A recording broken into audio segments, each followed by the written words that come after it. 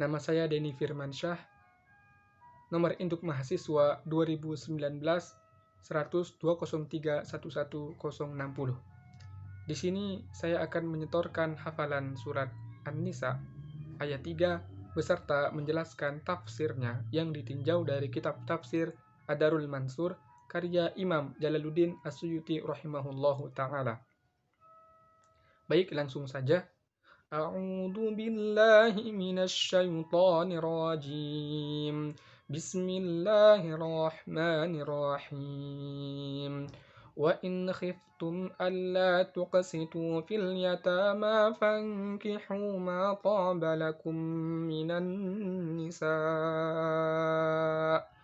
فانكحوا ما طاب لكم من النساء مثنى وثلاث ورباع فإن خفتم ألا تعدلوا فواحدة أو ما ملكت أيمانكم ذلك أدنى ألا تعولوا.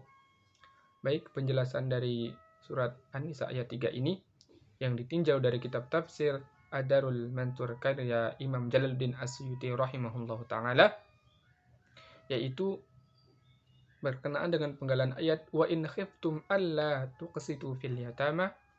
Aisyah radhiyallahu anha meriwayatkan bahwasanya ayat ini diturunkan berkenaan tentang al-yatimah, yaitu wanita yatim.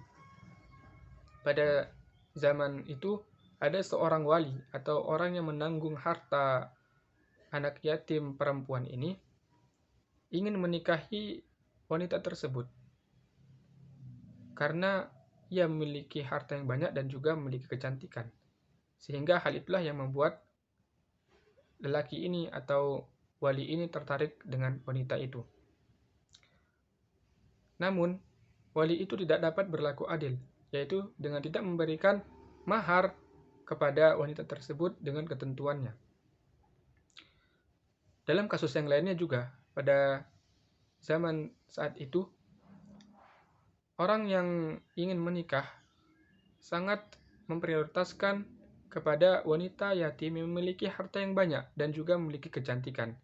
Dan mereka enggan untuk menikah dengan wanita yatim yang tidak memiliki harta dan juga tidak cantik. Ayat ini menjelaskan, apabila kalian ingin menikah dan kalian takut untuk tidak dapat berlaku adil kepada mereka, wanita yang kalian tanggung hartanya, maka hendaklah kalian menikah dengan wanita yang lainnya, yaitu dengan wanita yang kalian senangi. Kemudian, ayat selanjutnya menjelaskan potongan ayatnya, fankihu ma taba lakum minan nisa'i. Maka nikahilah wanita-wanita yang lainnya yang kalian senangi. Ma taba lakum, toba yang dimaksudkan di sini menurut riwayat yang lainnya yaitu wanita yang halal bagi kalian. Artinya kalian boleh menikah dengan wanita-wanita yang halal bagi kalian yang bukan mahramnya. Kemudian dijelaskan oleh potongan ayat selanjutnya, masna waslasa waruba. Artinya kalian boleh menikah dengan wanita yang kalian senangi dengan jumlah 2, 3, maupun 4. Pada kasus yang dilakukan oleh penduduk Mekah pada zaman Zahiliyah, dahulu mereka sering menikah dengan wanita berjumlah 10 orang, 8 orang, sehingga Nabi Muhammad SAW melarang hal ini dan memerintahkan kepada mereka untuk memilih 4 saja dan menceraikan wanita atau istri yang lainnya. Karena kebiasaan jahiliyah ini membuat suatu ketimpangan sosial, yaitu dengan melakukan sewenang-wenang kepada wanita. Mereka tidak menghormati wanita, sehingga Rasulullah SAW menganjurkan dan membataskan jumlah wanita yang boleh dinikahi dengan jumlah 4 wanita saja. Namun dijelaskan pada penggalan ayat selanjutnya, fa in khiftum alla ta'dilu fawahidatan aw ma malakat aymanukum. Jika kalian tidak dapat berlaku adil dengan wanita yang kalian nikahi dengan jumlah 2, 3 ataupun 4, kalian dapat menikah dengan wanita hanya satu orang saja. Ini dengan alasan apabila kalian takut untuk tidak dapat berlaku adil. Tidak dapat berlaku adil yang dimaksudkan dalam ayat ini yaitu menurut riwayat yang lain, berlaku adil yaitu berlaku secara merata terhadap membagikan kecintaan terhadap istri-istri kalian. Artinya, jika kalian takut tidak dapat membagikan cinta kepada wanita yang lainnya secara merata dan tidak dapat bergaul dengan pasangan yang lainnya secara merata, maka hendaklah kalian menikah hanya dengan seorang wanita saja.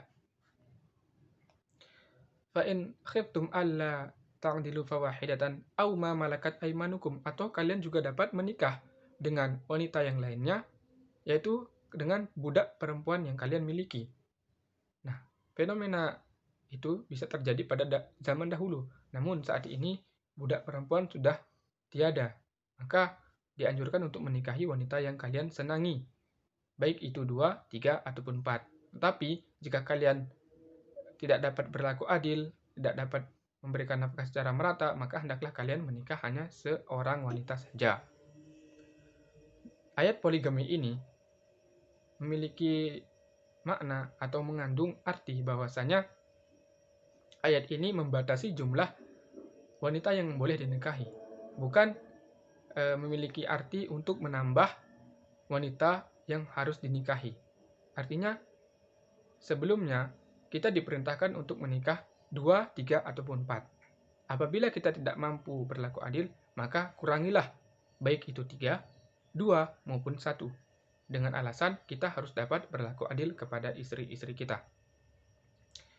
Kemudian, penggalan ayat yang terakhir, dalika adana alla ta'ulu, dan tindakan itu merupakan suatu yang tepat untuk menghindari dari perbuatan zalim. Artinya, kita tidak diperkenankan untuk menikahi wanita lebih dari satu apabila kita tidak dapat berlaku adil, dan hal itu merupakan tindakan zalim atau tindakan sewenang-wenang terhadap wanita.